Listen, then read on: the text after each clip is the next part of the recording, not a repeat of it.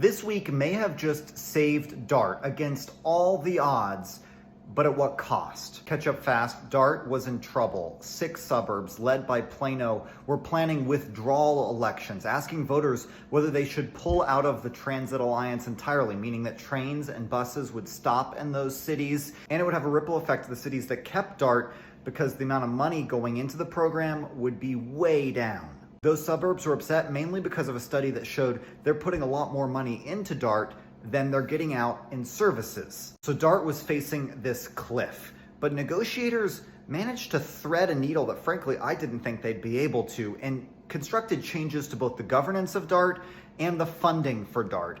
And it all happened in 1 week.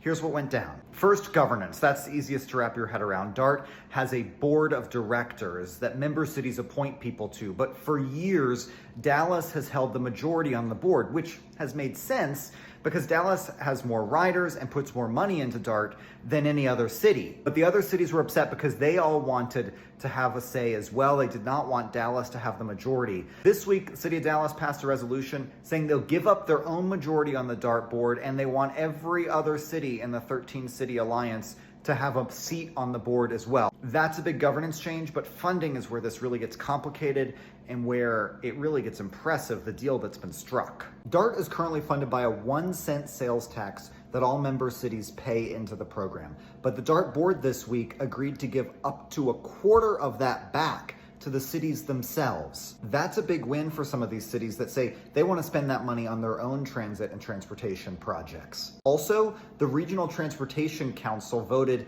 to give $75 million to DART so that DART could guarantee funding back to member cities. That's money that will go back to them as well. And they're going to transfer control of the TRE and the new Silver Line to a separate transit authority, meaning DART won't even run those anymore. That's a big loss for DART as well. Not everyone is happy about this. The Dallas Area Transit Alliance says it has serious concerns about the loss of funding to DART. They're worried that you're cutting off the leg to save the body, and whether that's good in the long term, we'll have to see. Now it's up to the member cities to cancel their withdrawal elections, which could happen by the end of the month, putting DART back on the rails, something that seemed unthinkable just 2 weeks ago.